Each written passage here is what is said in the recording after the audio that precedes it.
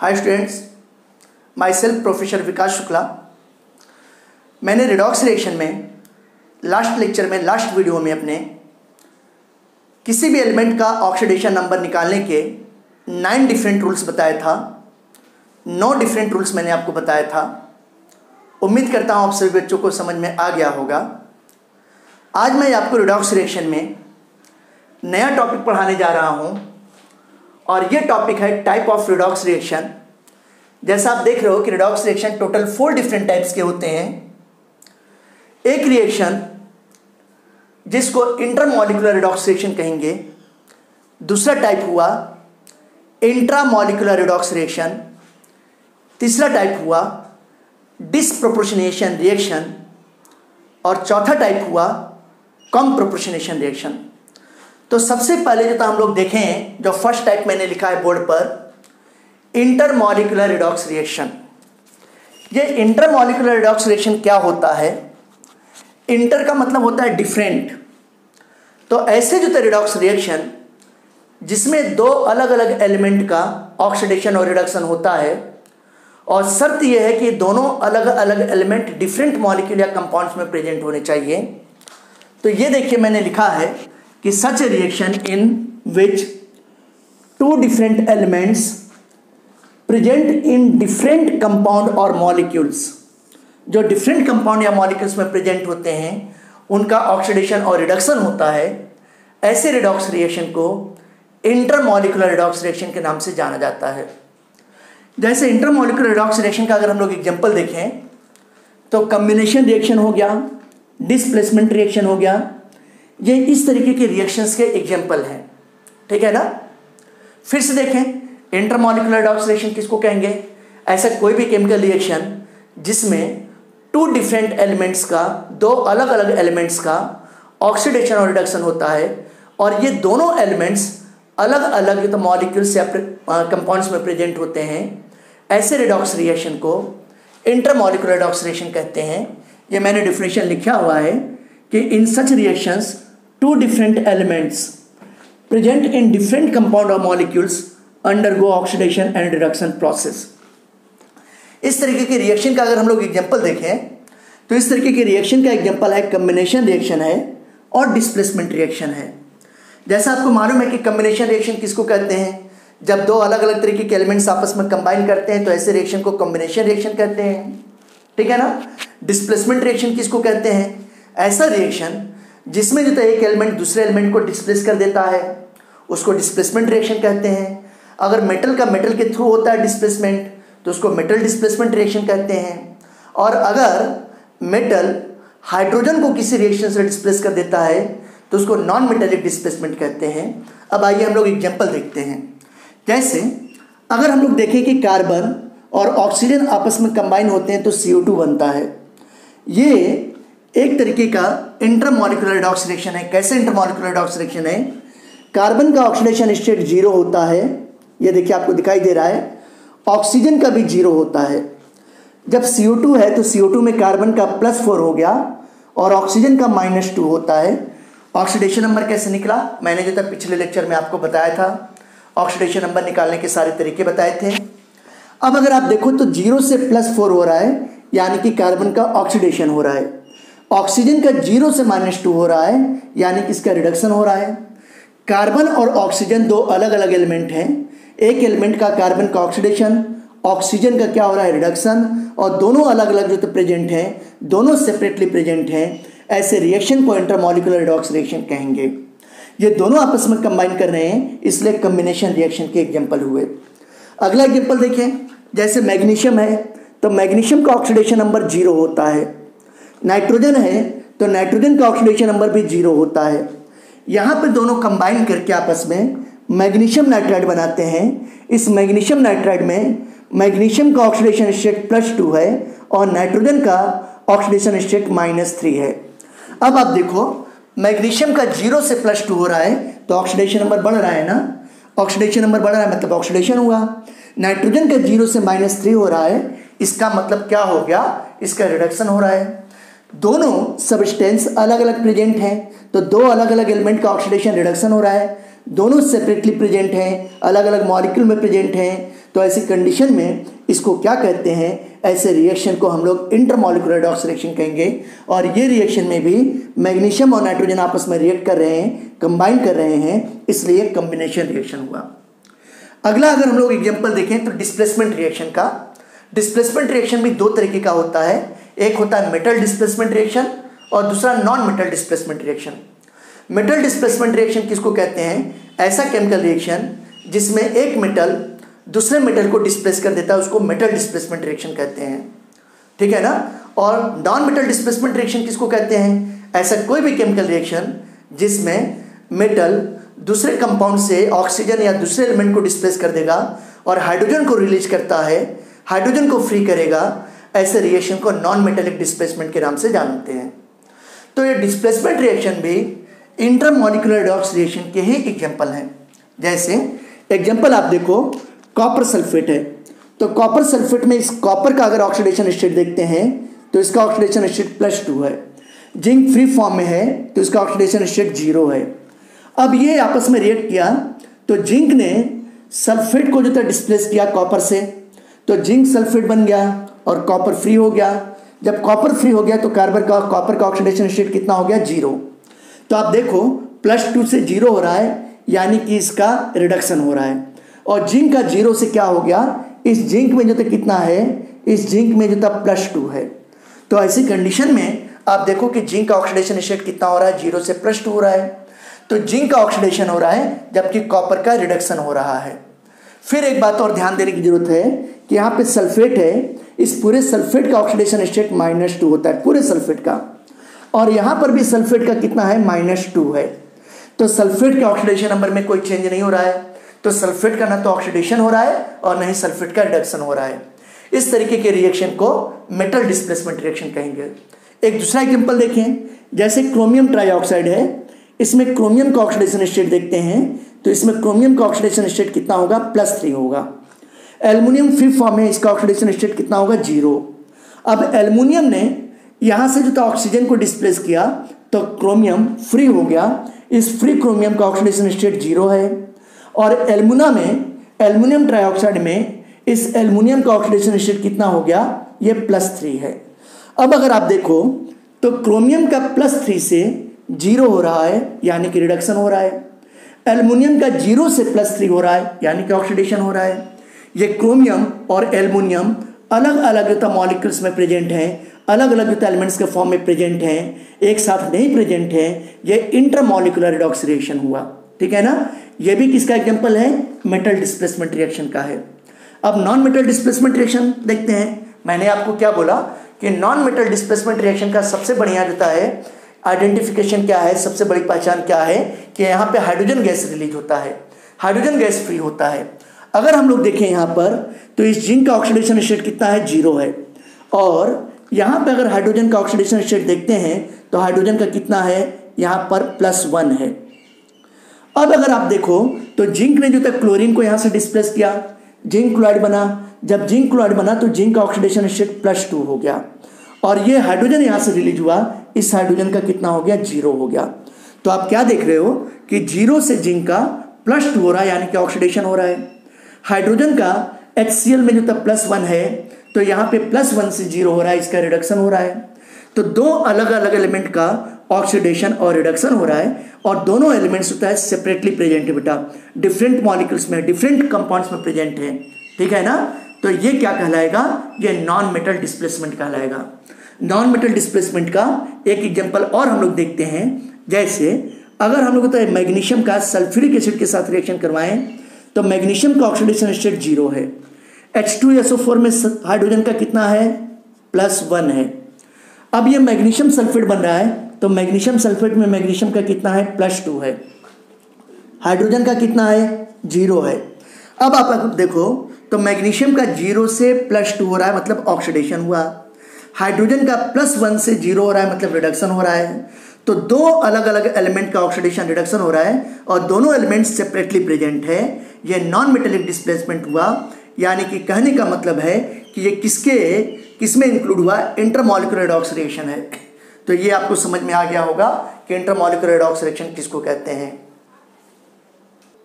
अब स्टूडेंट्स, मैं आपको सेकेंड टाइप का रिडॉक्स रिएक्शन बताने जा रहा हूँ। इस रिडॉक्स रिएक्शन का नाम इंट्रामॉलिक्यूलर रिडॉक्स रिएक्शन है।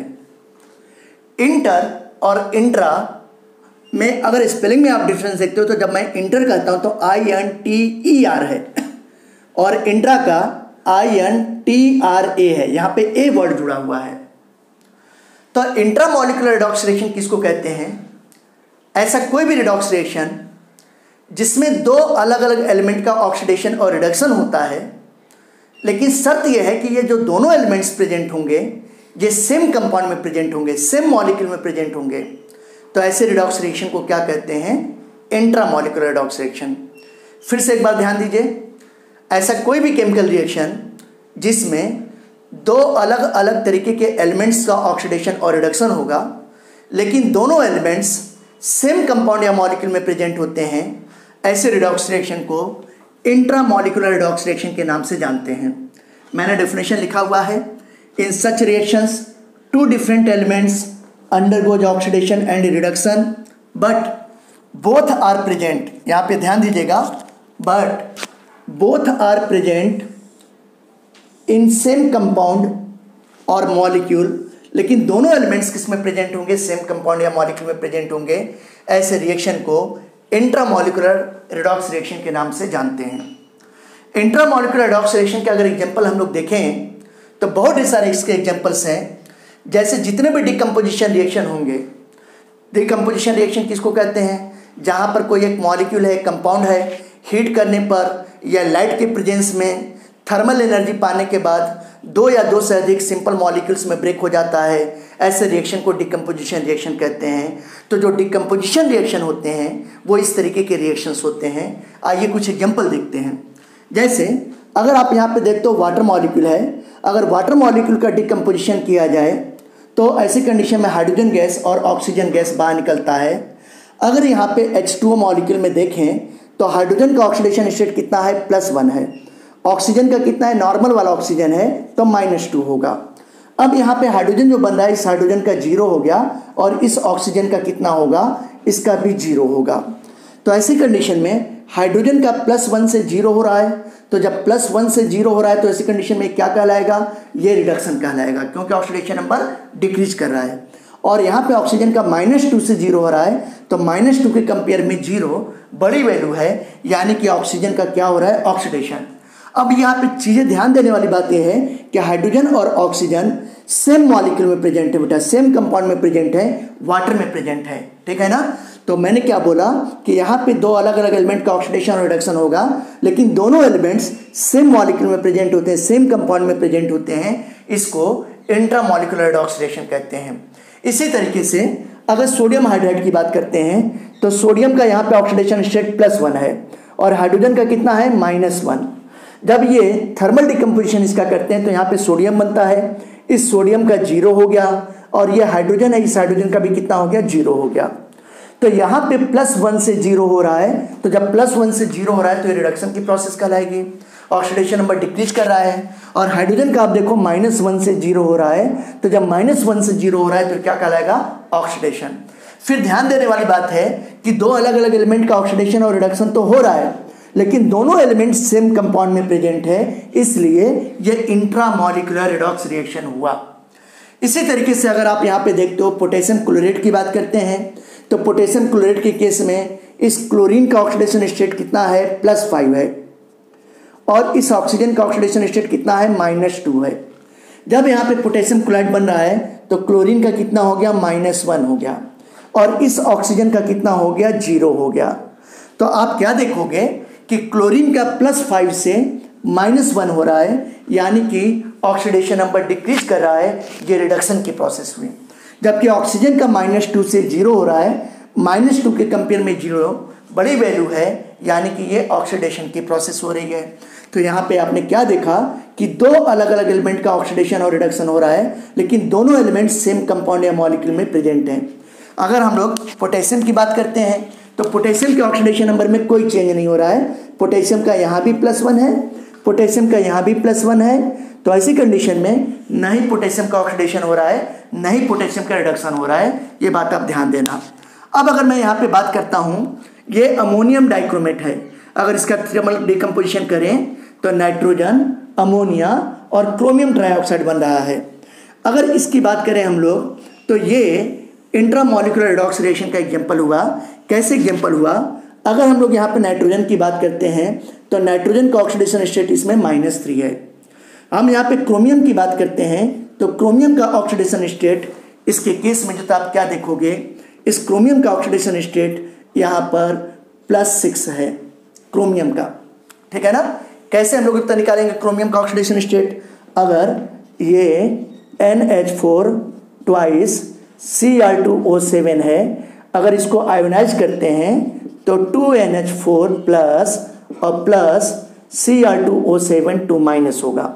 अब Cr2O7 2- है तो Cr2O7 इक्वल टू -2 हो गया। ऑक्सीजन के एक एटम का -2 तो 7 का कितना हो जाएगा -14। अब इसको 2x मान लिया बेटा तो इक्वल टू -2 हो गया। तो 2x इक्वल टू जितना अगर हम लोग करेंगे तो 2x इक्वल टू कितना हो जाएगा -2 + 14 यानी कि +12 हो गया। तो x इक्वल टू कितना हो गया +12 डिवाइडेड बाई 2 करेंगे तो +6 हो गया। तो आपने देखा कि क्रोमियम का यहाँ पे कितना है +6 है। अब अगर मैं यहाँ पे बात करता हूँ नाइट्रोजन का, नाइट्रोजन फ्री फॉर्म में है, अपने जो है न्यूट्रल और नेचुरल फॉर्म में है तो इसका 0 होगा। अब अगर यहाँ पे हम लोग बात करते हैं इस क्रोमियम की बात करते हैं तो क्रोमियम का ऑक्सीडेशन स्टेट कितना होगा +3 होगा। तो आप क्या देख रहे हो कि नाइट्रोजन का -3 से 0 हो रहा है, -3 के कंपेयर में 0 बड़ी वैल्यू है इसलिए ऑक्सीडेशन हुआ। और क्रोमियम की बात करता हूं तो क्रोमियम का +6 से +3 हो रहा है, +6 के कंपेयर में +3 छोटी वैल्यू है, छोटी डिजिट है, इसलिए किसकी प्रोसेस हो गई बेटा, ये रिडक्शन की प्रोसेस हो गई। तो आपने देखा कि ये रिडॉक्स रिएक्शन है और ये इंट्रामॉलिक्यूलर रिडॉक्स रिएक्शन इसलिए है क्योंकि क्रोमियम और नाइट्रोजन दोनों एलिमेंट सेम कंपाउंड में प्रेजेंट हैं, सेम मॉलिक्यूल में प्रेजेंट हैं, इस वजह से। अब अगर मैं दूसरे एलिमेंट की बात करता हूं, जैसे हाइड्रोजन की बात करूं तो हाइड्रोजन का यहाँ पे ऑक्सीडेशन स्टेट +1 है। यहाँ पे ऑक्सीजन की बात करता हूँ तो ऑक्सीजन का -2 है। यहाँ पे हाइड्रोजन की बात करूँ तो हाइड्रोजन का कितना हो गया, हाइड्रोजन का यहाँ पे +1 है। यहाँ पे ऑक्सीजन की बात करता हूँ तो -2 हो गया। तो इस पूरे रिएक्शन में हाइड्रोजन और ऑक्सीजन के ऑक्सीडेशन नंबर में कोई चेंज नहीं हो रहा है, इसलिए न तो ये ऑक्सीडेशन की प्रोसेस हुई न ही रिडक्शन की प्रोसेस हो गई।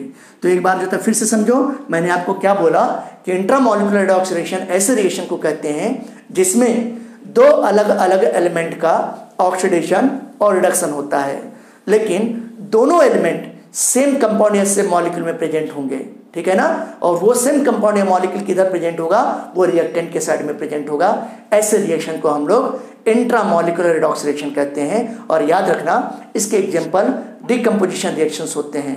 ओके, अब स्टूडेंट्स मैं आपको 3rd और 4th टाइप का रिडॉक्स रिएक्शन बताऊंगा। 3rd टाइप का रिडॉक्स रिएक्शन डिसप्रोपोर्शनेशन रिएक्शन है और 4th टाइप का रिडॉक्स रिएक्शन कम प्रोपोर्शनेशन रिएक्शन है। इस रिएक्शन को सिन प्रोपोर्शनेशन रिएक्शन भी कहते हैं। और इस रिएक्शन के बारे में मैं आपको बताना चाहता हूं कि इसके बारे में जो तक क्वेश्चन एम्स में आ चुका है और IAS एग्जाम्स में आ चुका है, आने वाले समय में नीट और JEE एडवांस में भी पूछे जा सकते हैं ऐसे क्वेश्चन। तो ये बहुत कम ही लोगों को मालूम है कि कम प्रोपोर्शनेशन रिएक्शन में कुछ होता है या सिन प्रोपोर्शनेशन रिएक्शन भी होता है।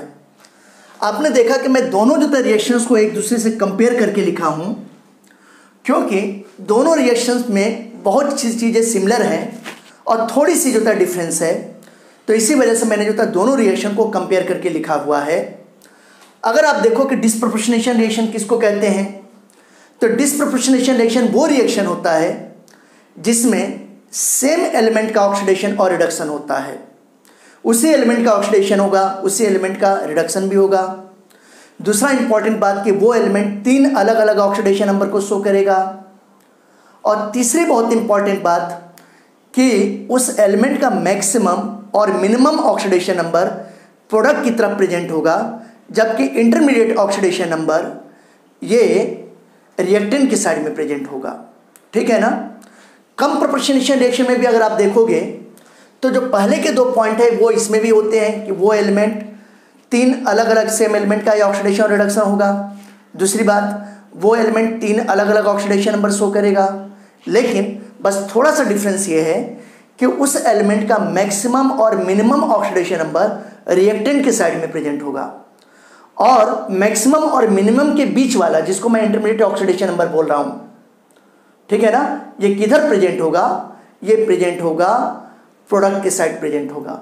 तो देखिए मैंने यहाँ पे मेंशन किया हुआ है कि in such reaction same element undergoes the process of oxidation and reduction, और इसमें भी मैंने जितना लिखा है सेम टिक मार्क किया है, इसका मतलब जो इसमें प्रोसेस होती है सेम प्रोसेस इसमें भी होगी। इसी तरीके से सेकंड पॉइंट आप देखो कि वो एलिमेंट 3 अलग अलग ऑक्सीडेशन नंबर शो करेगा, तो the related element shows 3 different oxidation number, ठीक है ना। इसमें भी बिल्कुल बात सही है कि वो एलिमेंट 3 अलग अलग ऑक्सीडेशन नंबर शो करेगा। फिर जो तीसरा पॉइंट है, मैंने क्या बोला कि maximum and minimum oxidation number of related element present towards product side, तो किधर जो तक प्रेजेंट होगा? प्रोडक्ट के साइड में जो तक प्रेजेंट होगा। और जो इंटरमीडिएट वाला ऑक्सीडेशन है, इन दोनों के बीच वाला ऑक्सीडेशन नंबर है, इंटरमीडिएट ऑक्सीडेशन नंबर इन दोनों के बीच वाला, वो किधर प्रेजेंट होगा? रिएक्टेंट के साइड में होगा। इस पॉइंट को फिर से आप समझो, मैंने क्या बोला कि एलिमेंट का मैक्सिमम और मिनिमम ऑक्सीडेशन नंबर ये प्रोडक्ट के साइड में प्रेजेंट होगा, जबकि मैक्सिमम और मिनिमम के बीच वाला जो ऑक्सीडेशन नंबर आएगा जो भी होगा वो किधर प्रेजेंट होगा? रिएक्टेंट के साइड में प्रेजेंट होगा। और बस यहीं पर ये अंतर होता है, डिफरेंस होता है दोनों में, यानी कि डिस्प्रोपोर्शनेशन और कम प्रोपोर्शनेशन में। इसमें भी आप देखोगे कि यहाँ पे मैक्सिमम और मिनिमम ऑक्सीडेशन नंबर ये किधर प्रेजेंट होगा? ये रिएक्टेंट के साइड में प्रेजेंट होगा। यहाँ पे आप देखो किधर प्रेजेंट था? प्रोडक्ट के साइड में प्रेजेंट था। जबकि जो इंटरमीडिएट वाला ऑक्सीडेशन नंबर होगा, ये इंटरमीडिएट वाला ऑक्सीडेशन नंबर होगा इन दोनों के बीच में, ये किधर प्रेजेंट होगा? ये प्रोडक्ट के साइड में प्रेजेंट होगा।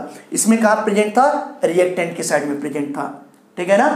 आपको समझ में आ रहा होगा, ठीक है। फिर से एक बार हम लोग समझते हैं, मैंने क्या बोला कि डिस्प्रोपोर्शनेशन और कम प्रोपोर्शनेशन रिएक्शन में दोनों में 2 पॉइंट कॉमन है। पहली बात क्या कॉमन है कि सेम एलिमेंट का ऑक्सीडेशन और रिडक्शन होता है। दूसरी बात, वो एलिमेंट 3 अलग अलग ऑक्सीडेशन नंबर को शो करता है, ठीक है ना। डिफरेंस क्या है?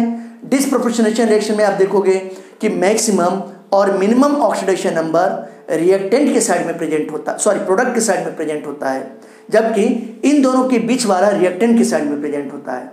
कम प्रोपोर्शनेशन में क्या है कि मैक्सिमम और मिनिमम ऑक्सीडेशन नंबर ये रिएक्टेंट के साइड में प्रेजेंट होता है, जबकि इन दोनों के बीच वाला ऑक्सीडेशन नंबर किधर प्रेजेंट होगा? प्रोडक्ट के साइड में प्रेजेंट होगा। अब आइए इसको हम लोग एग्जांपल से समझते हैं, एग्जांपल से और अच्छा समझ में आएगा। जैसे ये आप देख रहे हो, ये हाइड्रोजन पेरोक्साइड है। हाइड्रोजन पेरोक्साइड का डिकम्पोजिशन होगा तो वाटर बनेगा, ऑक्सीजन बनेगा। हाइड्रोजन पेरोक्साइड में जो तो ऑक्सीजन का ऑक्सीडेशन स्टेट कितना है? -1 है। मैंने आपको पहले बताया हुआ है कि पेरोक्साइड में ऑक्सीजन के बीच में सिंगल बॉन्ड होता है, पेरोक्साइड लिंकेज होता है, तो दोनों ऑक्सीजन एटम का ऑक्सीडेशन स्टेट कितना होगा? -1 होगा। तो ऑक्सीजन का ऑक्सीडेशन स्टेट यहाँ पे -1 है। वाटर में ये नॉर्मल वाला ऑक्सीजन है, इसका -2 होगा, और ये आइसोलेटेड न्यूट्रल नेचुरल वाला ऑक्सीजन है, इसलिए इसका कितना हो जाएगा? 0।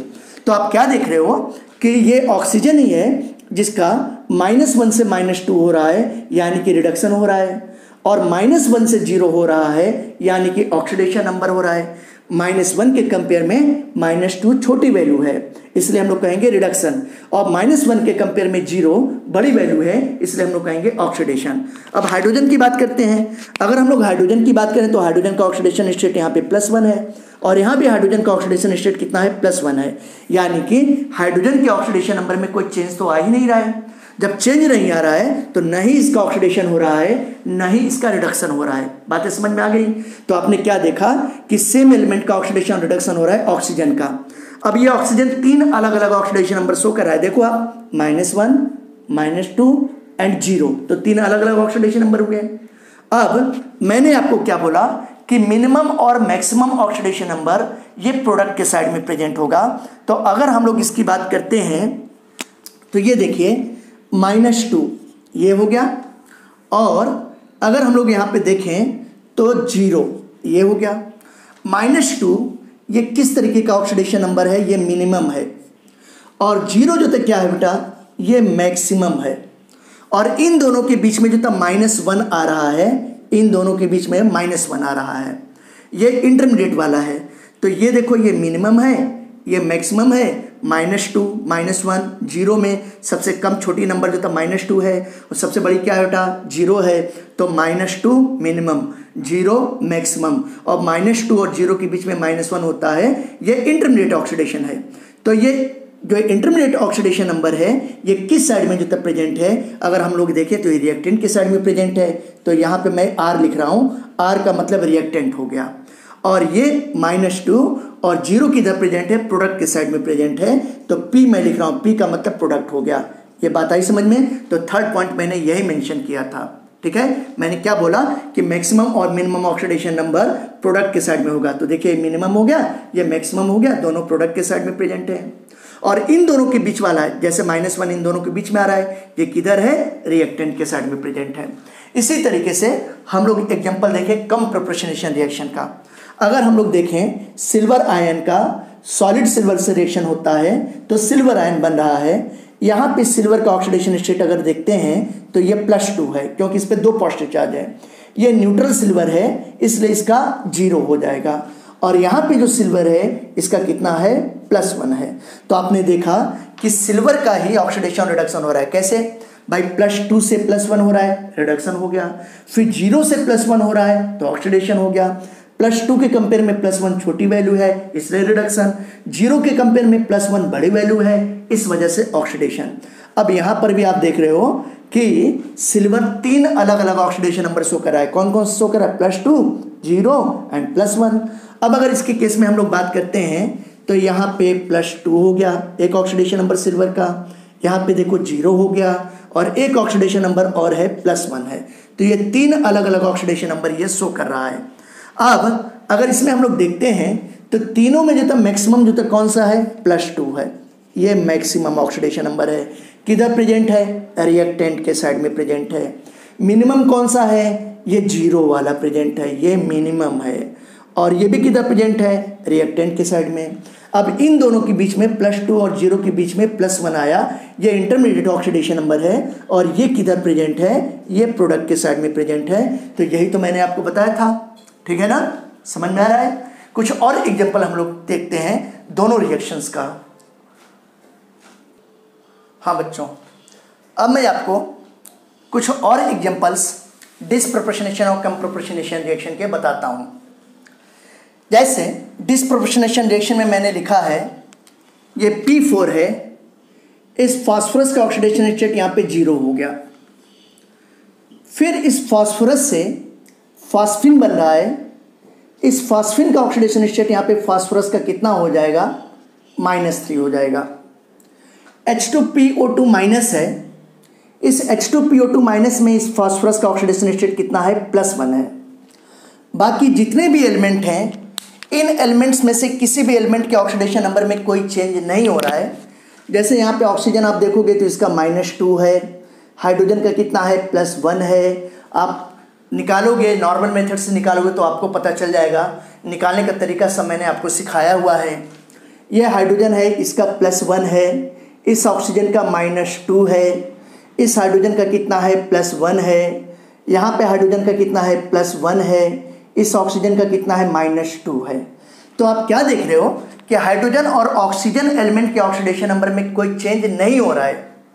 चेंज किस में हो रहा है, चेंज फास्फोरस के ऑक्सीडेशन नंबर में हो रहा है। और कैसे हो रहा है, 0 से -3 हो रहा है। तो 0 के कंपेयर में -3 छोटी वैल्यू होती है, मतलब 0 से -3 ये रिडक्शन हो रहा है। फिर आप दूसरी जगह देखो तो 0 से +1 हो रहा है, तो 0 से +1 बड़ी वैल्यू होती है, मतलब ऑक्सीडेशन हो रहा है। तो फास्फोरस एलिमेंट का ही ऑक्सीडेशन और फास्फोरस एलिमेंट का ही रिडक्शन हो रहा है, फास्फोरस का ही ऑक्सीडेशन और फास्फोरस का ही रिडक्शन हो रहा है। अब आप देखो कि सेम एलिमेंट का ऑक्सीडेशन रिडक्शन हो रहा है, ठीक है ना। अब ये एलिमेंट 3 अलग अलग ऑक्सीडेशन नंबर भी शो कर रहा है भाई, 0, -3, +1 ये शो कर रहा है कि नहीं। तो कौन कौन सा जो तो ऑक्सीडेशन नंबर शो कर रहा है, अगर हम देखें कि यहाँ पर ये शो कर रहा है -3 शो कर रहा है, क्या शो कर रहा है, +1 शो कर रहा है, और एक और शो कर रहा है, ये क्या है, 0 ऑक्सीडेशन नंबर है। अब अगर आप देखो तीनों ऑक्सीडेशन नंबर में ये मिनिमम ऑक्सीडेशन नंबर है, ये मिनिमम है, ठीक है ना, और ये किधर प्रेजेंट है, प्रोडक्ट के साइड में प्रेजेंट है। मैक्सिमम ऑक्सीडेशन नंबर जो तक क्या है, +1 है, ये मैक्सिमम ऑक्सीडेशन नंबर है, और ये किधर प्रेजेंट है, ये भी प्रोडक्ट के साइड में प्रेजेंट है। और 0 इन दोनों के बीच में है, ये देखिए 0 -3 और +1 के बीच में है, ये इंटरमीडिएट ऑक्सीडेशन नंबर है, और ये किधर प्रेजेंट है, रिएक्टेंट के साइड में प्रेजेंट है, इसलिए ये डिस्प्रोपोर्शनेशन रिएक्शन हुआ। आगे समझ में। अगर हम यहाँ पे बात करते हैं, क्लोरीन की बात करें, तो क्लोरीन का यहाँ पे 0 है ऑक्सीडेशन नंबर, ठीक है। इस क्लोरीन की बात करते हैं तो इसका ऑक्सीडेशन स्टेट कितना हो जाएगा, +1 हो जाएगा, और ये क्लोरीन की बात करते हैं तो इसका -1 हो गया। बाकी एलिमेंट्स के ऑक्सीडेशन नंबर में, मतलब ऑक्सीजन और हाइड्रोजन में कोई चेंज नहीं हो रहा है। इस ऑक्सीजन का यहाँ पे आप देखोगे तो -2 होगा, इस हाइड्रोजन का यहाँ पे +1 होगा, यहाँ पे इस ऑक्सीजन का देखोगे तो -2 आ जाएगा, इस हाइड्रोजन का +1 हो जाएगा, इस ऑक्सीजन का -2 हो गया। यानी कि आप देखो ऑक्सीडेशन नंबर में चेंज किसके हो रहा है, क्लोरीन का। 0 से +1 हो रहा है, 0 के कंपेयर में +1 बड़ी वैल्यू होती है तो ऑक्सीडेशन हो गया। फिर 0 से -1 हो रहा है, यानी कि 0 के कंपेयर में -1 छोटी वैल्यू होती है, इसलिए ये रिडक्शन हो गया, तो ये रिडॉक्स रिएक्शन है। अब आप देखो सेम एलिमेंट का ऑक्सीडेशन रिडक्शन हो रहा है, इसलिए डिस्प्रोपोर्शनेशन रिएक्शन है। अब इसमें भी अगर हम लोग देखें तो क्लोरीन 3 अलग अलग ऑक्सीडेशन नंबर शो कर रहा है। कौन कौन सा, अगर आप देखते हो तो -1 है, यहाँ पर +1 है, और 0 भी है। तो अगर हम लोग देखें यहाँ पर तो -1 आप देखोगे ये मिनिमम ऑक्सीडेशन नंबर है, ये प्रोडक्ट के साइड में प्रेजेंट है। +1 ये मैक्सिमम ऑक्सीडेशन नंबर है, ये भी प्रोडक्ट के साइड में प्रेजेंट है, और 0 इन दोनों के बीच में है, यानी कि इंटरमीडिएट ऑक्सीडेशन नंबर है, और ये किधर प्रेजेंट है, रिएक्टेंट के साइड में प्रेजेंट है, इसलिए ये क्या हुआ, ये डिस्प्रोपोर्शनेशन रिएक्शन हुआ। इसी तरीके से मैंने कम प्रोपोर्शनेशन रिएक्शन के भी 2 एग्जाम्पल लिखे हैं। इस रिएक्शन में मैंने क्या बताया कि सेम एलिमेंट का ऑक्सीडेशन और रिडक्शन होता है, वो एलिमेंट 3 अलग अलग ऑक्सीडेशन नंबर शो करेगा, लेकिन मैक्सिमम और मिनिमम ऑक्सीडेशन नंबर वाला एलिमेंट रिएक्टेंट के साइड में प्रेजेंट होगा, और इंटरमीडिएट वाला ऑक्सीडेशन नंबर वाला एलिमेंट किधर होगा, ये प्रेजेंट होगा प्रोडक्ट के साइड में। अब आइए देख लेते हैं। अगर मैं यहाँ पे बात करता हूँ, ये आयोडेट आयन है, आयोडीन का ऑक्सीडेशन स्टेट यहाँ पे +5 है, यहाँ पे आयोडाइड आयन है, इसका -1 है, और यहाँ पे न्यूट्रल मॉलिक्यूलर आयोडीन है, इसका 0 हो गया। बाकी ऑक्सीजन और हाइड्रोजन के ऑक्सीडेशन नंबर में कोई चेंज नहीं है। ऑक्सीजन का रिएक्टेंट और प्रोडक्ट दोनों जगहों पर -2 है, हाइड्रोजन का रिएक्टेंट और प्रोडक्ट दोनों जगहों पर +1 है। तो केवल चेंज किस में हो रहा है, आयोडीन के ऑक्सीडेशन नंबर में चेंज हो रहा है। अब आप देखो आयोडीन 3 अलग अलग ऑक्सीडेशन नंबर शो कर रहा है, +5, -1, 0, तो 3 अलग अलग हुआ कि नहीं। अब अगर इसमें भी हम लोग बात करते हैं तो आयोडीन का अगर आप देखो ये +5 हो गया, यहाँ पे -1 हो गया, और इन दोनों के बीच में 0, तो ये +5 वाला अगर आप देखो तो ये मैक्सिमम ऑक्सीडेशन नंबर है, ये रिएक्टेंट के साइड में है, इधर किधर था, इसमें प्रोडक्ट के साइड में था। -1 वाला जो था क्या है, ये मिनिमम ऑक्सीडेशन नंबर है, और ये किधर प्रेजेंट है, रिएक्टेंट के साइड में।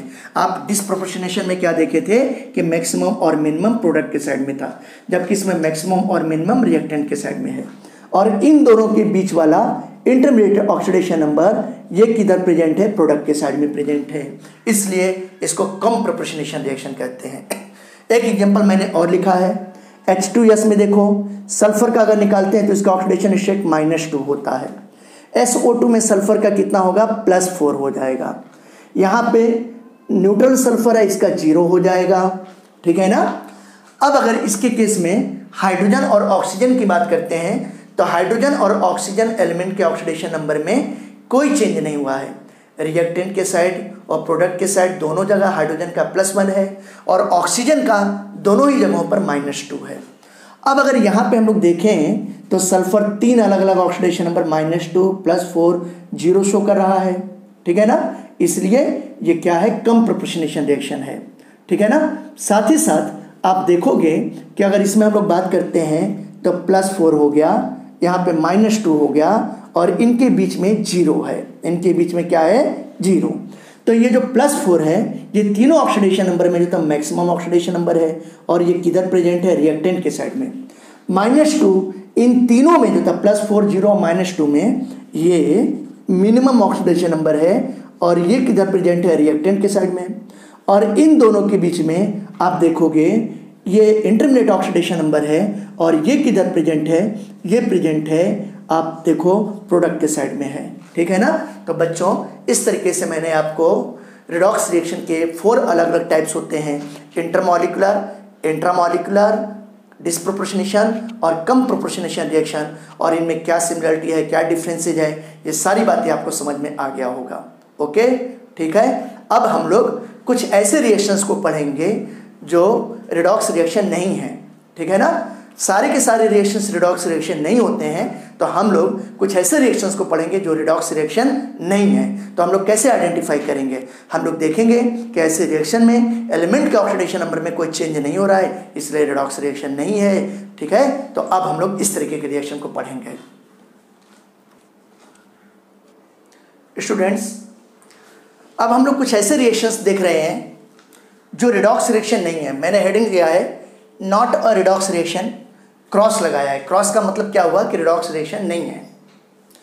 तो अगर हम लोग किसी भी रिएक्शन को देखें और उस रिएक्शन में एलिमेंट के ऑक्सीडेशन नंबर में कोई चेंज नहीं होता है, यानी कि जो रिएक्टेंट की तरफ उसका ऑक्सीडेशन नंबर है वही प्रोडक्ट की तरफ भी है, तो हम लोग कहेंगे कि न तो उसका ऑक्सीडेशन हो रहा है न रिडक्शन, इसलिए ऐसे रिएक्शन रिडॉक्स रिएक्शन नहीं है। आइए देखते हैं। ये देखिए मैंने पहला वाला रिएक्शन लिखा है, ये HCl, ये स्ट्रॉन्ग एसिड है, NaOH ये स्ट्रॉन्ग बेस है, ये स्ट्रॉन्ग बेस मैंने लिखा है, स्ट्रॉन्ग बेस है। ये आपस में रिएक्ट करते हैं और इनके रिएक्ट करने से जो सॉल्ट बनता है, इस रिएक्शन को न्यूट्रलाइजेशन रिएक्शन कहते हैं। It is called as the neutralisation reaction, क्योंकि NaCl सॉल्ट है, ये न्यूट्रल मॉलिक्यूल है, न्यूट्रल कंपाउंड है और वाटर भी न्यूट्रल होता है।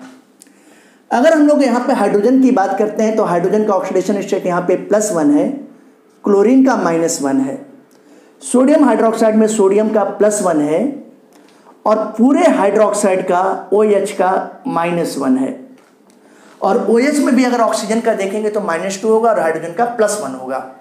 और चूंकि OH पर हाइड्रोक्साइड आयन पर एक नेगेटिव चार्ज होता है, तो हम लोग कह सकते हैं कि OH का ऑक्सीडेशन स्टेट हाइड्रोक्साइड आयन का ऑक्सीडेशन स्टेट -1 होता है। अब यहाँ पे NaCl बना है तो इस सोडियम का +1 हो गया और क्लोरीन का कितना है -1 है। वाटर में हाइड्रोजन का कितना है +1 है और इस ऑक्सीजन का अगर आप देखते हो तो यहाँ पे कितना है -2 है। अब यहाँ पे ऑक्सीजन सेपरेट हो गया है, यहाँ पे ऑक्सीजन सेपरेट है जिसका -2 है, तो हम लोग को यहाँ पे अलग अलग लिखना पड़ेगा। इस ऑक्सीजन के यहाँ पे देखेंगे तो -2 होगा और हाइड्रोजन का कितना होगा +1 होगा, ऐसे लिखना पड़ेगा।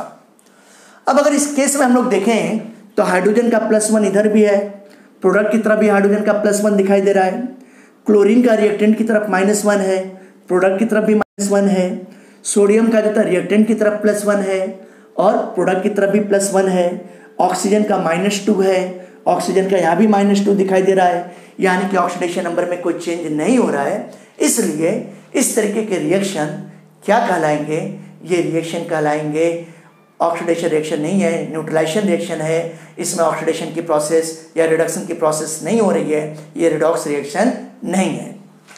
अगर हम लोग यहाँ पे बात करते हैं, BaCl2 एक सॉल्ट है, बेरियम क्लोराइड, और इस सॉल्ट का स्ट्रॉन्ग एसिड के साथ रिएक्शन हो रहा है।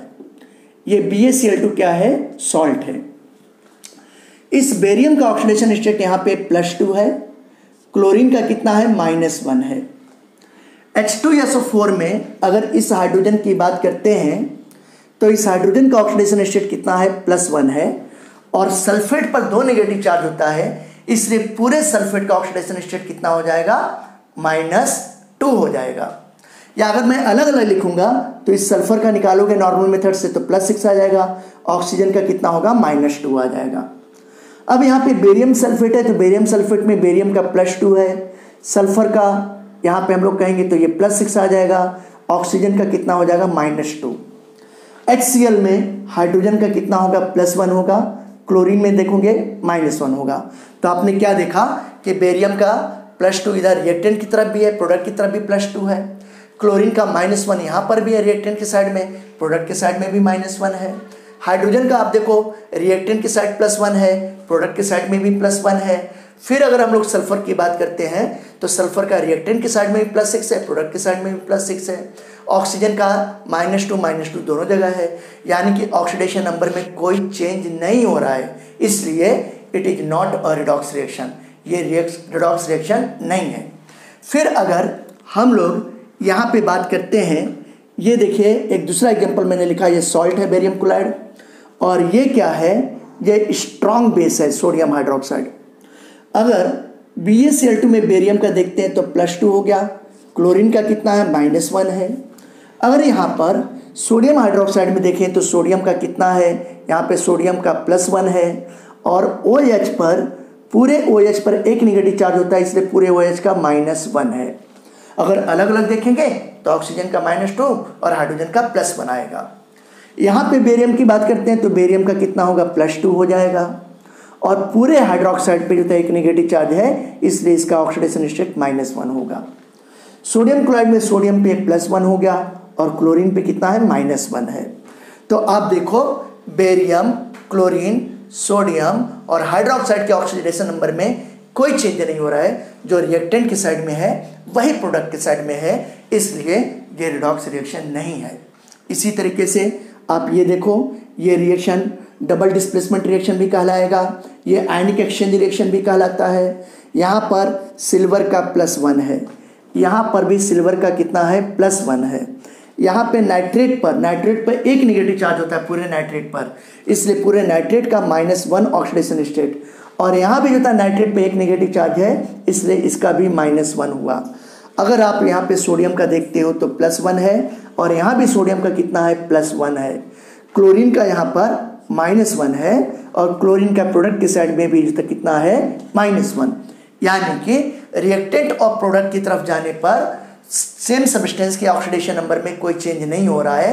तो ऐसे रिएक्शन को हम लोग क्या बोलेंगे, ऐसे रिएक्शन को हम लोग रिडॉक्स रिएक्शन नहीं बोल सकते हैं, ठीक है ना। ये रिएक्शन क्या कहलाता है, इस रिएक्शन को आयनिक एक्सचेंज रिएक्शन कहते हैं, आयन डिस्प्लेसमेंट रिएक्शन भी कहते हैं, क्योंकि Na+ NO3- को डिस्प्लेस कर रहा है, तो Ag+ Cl- को डिस्प्लेस कर रहा है, इसलिए जो था इसको आयनिक एक्सचेंज रिएक्शन भी कहते हैं, आयन डिस्प्लेसमेंट रिएक्शन भी कहते हैं। तो बच्चों आपको समझ में आ गया होगा कि हम लोग कैसे डिसाइड करेंगे कि कोई केमिकल रिएक्शन रिडॉक्स रिएक्शन है कि नहीं। अगर हम लोग किसी रिएक्शन को देखें जिस एलिमेंट के ऑक्सीडेशन नंबर में कोई चेंज नहीं हो रहा है, ना इंक्रीज हो रहा है ना डिक्रीज हो रहा है, जो रिएक्टेंट की साइड में है वही प्रोडक्ट की साइड में है, या जो प्रोडक्ट की साइड में है वही रिएक्टेंट की साइड में है, तो ऐसे रिएक्शन को हम लोग रिडॉक्स रिएक्शन नहीं कहते हैं। उम्मीद करता हूँ आपको आज का लेक्चर समझ में आ गया होगा।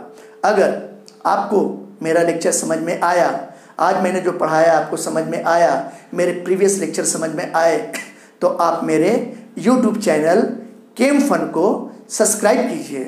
इसके अलावा आप लाइक कीजिए और अपने जो था फ्रेंड्स के साथ, अपने कलीग्स के साथ, अपने सीनियर के साथ, अपने जूनियर के साथ शेयर कीजिए जो नीट और जेईई की प्रिपरेशन करना चाहते हैं। ओके, फिर अगले वीडियो में हम लोग कुछ नए केस पढ़ेंगे, इस चैप्टर के नए केस पढ़ेंगे।